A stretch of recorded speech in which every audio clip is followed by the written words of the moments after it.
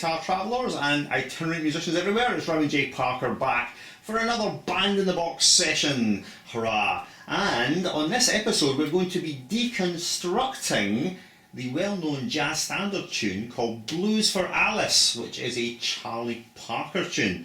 So that should be interesting. Well, for me anyway. So before we do that, you know what's coming. I'm going to inevitably plug my wares. Go and visit my website. It's www.rowanjparker.com, which is a great site with a lot of free resources on it. And it's also a store where you can buy things. If you feel so inclined, if you don't want to buy things, you can always support me on Patreon. I've got a Patreon account, Rowan J. Parker, and just go and chuck me a £1 or $1 a month on it if you would, to support all this free work I'm doing for you guys, out of the goodness of my heart, of course, and not for, you know, financial reasons. Well, partly for financial reasons, because one needs to eat, unfortunately. Other than that, you can get me on SoundCloud. We've got a lot of free backing tracks and stuff like that on SoundCloud, and also YouTube channel, of course. So you subscribe and share and like the videos. That would be very appreciated, and try and get this stuff disseminated, because that's what it's all for, education, which is, I don't know, possibly the greatest thing ever. What else can we tell you about without boring you to death? Well, you can find me on Facebook if you want to be my friend on Facebook. If you insist that you want to be, you can go ahead.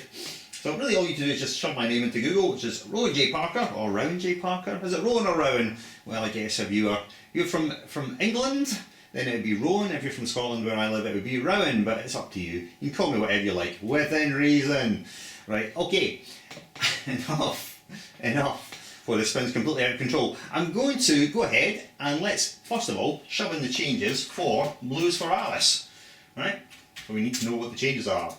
F major 7 it begins with, and bar 2, E minor 7 flat 5 for 2 beats, and then A7 for 2 beats. And then we have D minor 7 for 2 beats, and bar 3, G7 for 2 beats, C minor 7, F7. And then we have a B flat 7 chord, and then we have B flat minor 7, E flat 7. Now it depends which version you play of this, but I'm just going to do all 2 5s here. Sometimes with these standard tunes, you find that one book contains one set of changes and another book contains a subtly different set of changes, but I'm going to go with this set of changes because I think it's more obvious. Okay, C7, and then the turnaround, A minor 7, D7,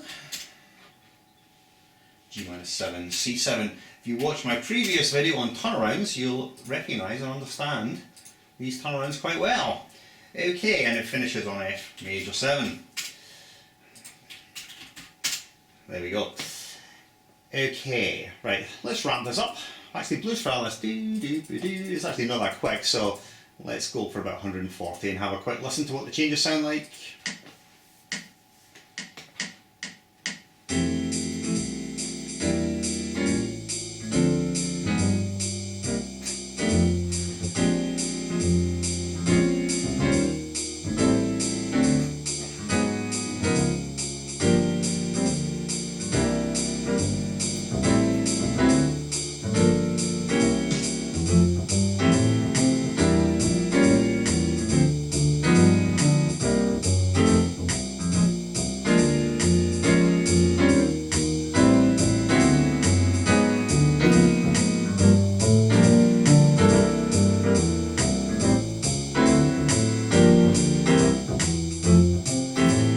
So I'll stop it there. Right, here's the first thing to say about this tune, which is rather interesting and unusual, is that the tune is called Blues for Alice, and you're thinking, wait a minute, that's not a blues. That can't possibly be a blues. It's got too many chords. The blues I know has only got 3 chords, and this has got more than 3 chords.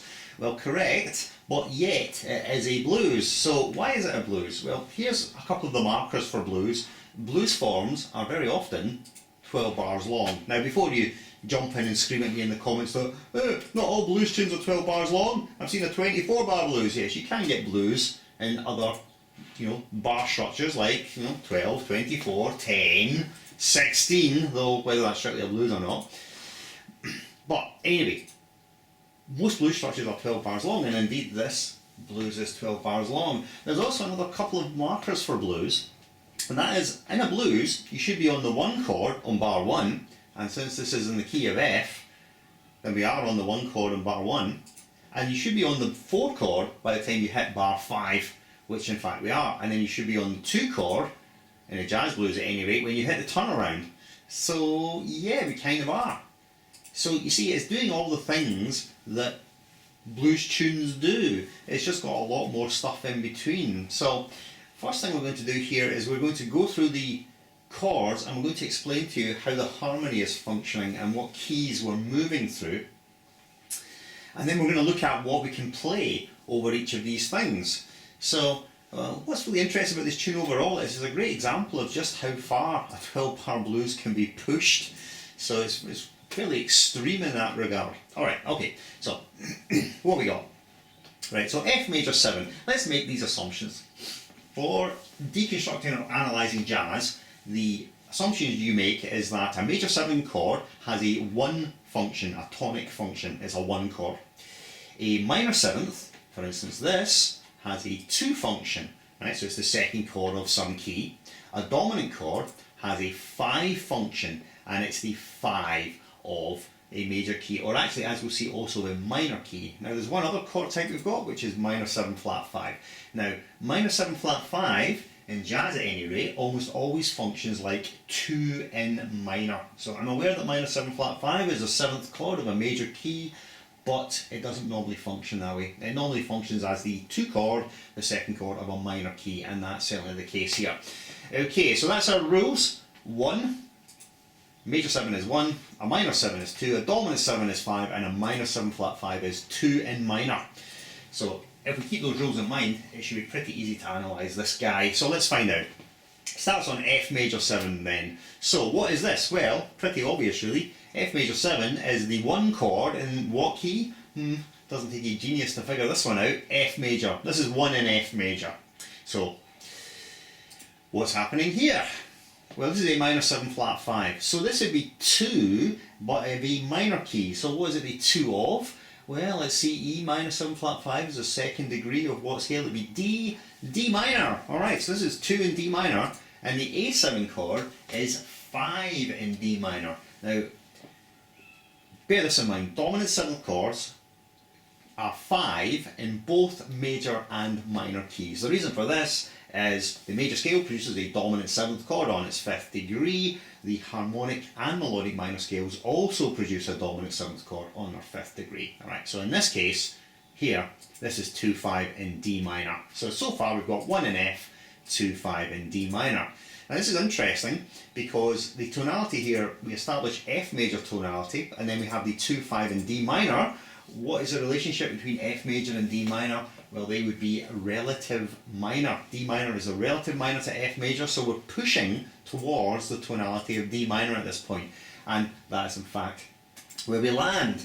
However, this D minor 7 chord is not really the 1 in D minor because it's attached to this chord, the G7. And remember we said that minor 7 chords are usually 2 in major. So D minor 7 is the 2nd chord of the key of C major, and G7 is the 5th chord of C major. So this would be 2-5 in C major.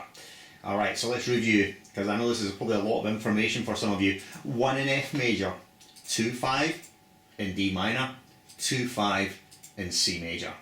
Alright, and now C minor 7, again, that's a 2, alright, a 2. So what is it a 2 of? If C minor is the 2nd degree of a major scale, what's the 1st degree? Now you need to go back a tone, that's 2 frets if you're a guitar player, to find the tonic, which would be B flat. So C minor 7 is the 2 of B flat, F7 is the 5 of B flat, so this is 2-5 of B flat. So I'm going to recap each time we do this. 1 in F, 2-5, D minor, 2-5 C, and 2-5 B flat. Alright, now, next line. B flat 7. B flat 7 is the 5 of what key? This is maybe a little bit harder to calculate, but the answer is the 5 of E flat. So if you want to play over this chord, E flat major is the correct scale. We'll go through the correct scales for it in a bit, and we'll do a bit more with the harmony. So this is 5 in E flat. Alright. This, B flat minor 7. That would be 2 in A flat. This is the 2 chord of A flat. This is the 5 chord of A flat, so 2, 5, A flat. Right, so let's just review, because I can feel that some of you, your brain might start leaking out of your ears at this point. 1 in F, 2, 5 D minor, 2, 5 C, 2, 5 B flat, 5 in E flat, 2, 5 in A flat. Alright, good. Let's look at the next one. A minor 7, D7. Hopefully by this time you're seeing the pattern of minor 7, dominant 7 is very commonly or almost always a 2-5. So if this is a 2-5, what is it the 2-5 of? And the answer would be G. This is the 2-5 of G major. So 2-5 of G. And then this one. A flat minor 7, D flat 7. 2-5 of G flat. Alright, let's just pull this line in now. 5 of E flat. 2-5 of A flat. 2-5 of G. 2-5 of G flat. Alright, phew, that's quite tricky, that line. Let's go on to the last line. G minor 7, 2. What is it the 2 of? The answer would be it's a 2 of F. So this is 2 of F, this is 5 of F. And then this turnaround, again, if you looked at my last video about turnarounds, you'll understand this is either 2-5 G major followed by 2-5 F major, or it could be viewed as a sort of 3-6-2-5 in F. For this purpose today, let's just regard this as being 2-5 of G followed by 2-5 of F. Alright, let's recap the whole thing. 1 in F, 2-5 D minor, 2-5 C, 2-5 B flat, 5 E flat, 2-5 A flat, 2-5 G, 2-5 G flat, 2-5 F, 2-5 G, 2-5 F. Alright, that's what's called the harmonic analysis of the tune complete, because we've gone through all the changes and we've established what keys the chords belong to. So you can see that we're modulating all over the place here. It really changes up the wazoo. So let's go through this again and look at it from an extremely basic scalar choice, so you know what scales to play over each set of chords. Alright, so if this is 1 in F major, then what you should play over this is obviously the F major scale. Over this 2-5 in D minor, I'm going to suggest the D harmonic minor scale. D harmonic minor will fit this. And then for these two chords, C major, which is 2-5 of C major. For these two, 2-5 of B flat major will fit these two chords. For this, B flat 7, if you play E flat major, that will give you B flat mixolydian. For this, 2-5 of A flat major scale will take you through this. And this is 2-5 G, G major scale will take you through that. G flat major scale will take you through these two chords, then the F major scale will take you through this, and then G major again, and then F major again. So you can see you can navigate through the whole thing in a very simple way with pretty much just all major scales, with one exception where you need to dig out a little bit of harmonic minor to hit this chord progression. Alright, so that's your basic scale choices. Now, let's look at the actual motion here and see what's happening, because there's a couple of interesting concepts that are being applied in this tune which are really quite sophisticated and clever, especially considering the era this tune was written in, which was, I believe, would be late 40s, early 50s, something like that. So, there's the 1 chord and there's the 4 chord. Now let's look at this like a puzzle. How do we get from the 1 chord to the 4 chord in an interesting sort of way? Well, the way that they've actually chosen to do this, Charlie Parker's chosen to do it, is to use what's called a back cycle. A back cycle around the circle of fifths. Now, what is a back cycle? Well, what a back cycle is root motion of the chords which moves anti-clockwise around the circle of fifths in intervals of fifths. So, for instance, if you look at E and then you go back a fifth, you get the root of A. And then if you go back a fifth, you get the root of D, and then G, and then C, and then F, and then B flat. So this entire section here is all a back cycle to get you from the 1 chord to the 4 chord. It's extremely interesting and elegant. And on the way, of course, we're passing through 3 different keys. We're passing through D minor and C major and B flat major. But the reason it sounds good is because the root motion always moves in fifths. So one of the takeaways for this is that as long as your root motion moves in fifths, then it'll pretty much always sound correct no matter what the quality of chord, pretty much. So there's our first little idea here. To get from the 1 chord to the 4 chord, we've applied this back cycle idea with roots moving downwards anti-clockwise around the circle of fifths in intervals of fifths. Alright, Okay, very common. Lots of tunes do this. Autumn Leaves, All the Things You Are. I mean, countless numbers of tunes have this back cycle motion, so it's really common. Now here's a rather more interesting and possibly sophisticated idea. What's happening to the tonality here? If we look at this in overall keys, we can see it quite clearly. The overall key for this turnaround, or this 2-5, is A flat, and then the key here is G, and then the key here is G flat, and then the key here is F. So you can see what's happening to the tonality, it's dropping chromatically. So you're in A flat major, then G major, then G flat major, then F major. So we're going down in semitones. So to link from the 4 chord to the 2 chord, they've chosen this incredibly elegant, sophisticated and clever idea of just let's move down chromatically. Let's move the whole thing incrementally chromatically. So very cool idea indeed. So looking at the last line, the turnaround's actually very vanilla. So we've gone from this real complex first 8 bars with lots of substitution and 2 different ideas going on to the last 4 bars being a very standard turnaround on a jazz blues. This is in lots and lots of tunes, like tunes like Now's the Time. I've got turnarounds like this, and pretty much every jazz blues you're going to see has got a turnaround like this. Righty. Now, so we've taken the chord progression, we've pulled it to bits, we've figured out what scales we can play on top of the chords, and we've also looked at the ideas behind it. So let's just do one last thing. The only problem with soloing over this chord progression with scales is that the scales don't often outline very well the harmonic motion. So it would be much better if we actually had an awareness of what the thirds and the sevenths of the chords were, so we could target these notes and at least ensure that we're outlining the harmony somewhat. Alright, so the last thing, I'm just going to go through what I would call chord tone targets for each chord to give you an idea of the most important notes of the chord. Alright, so the most important notes, or the notes which define a chord's function and tonality, are the 3rd and the 7th. So F major 7, what is the 3rd and the 7th of F major 7? Well, the 3rd would be A, and the major 7th would be E.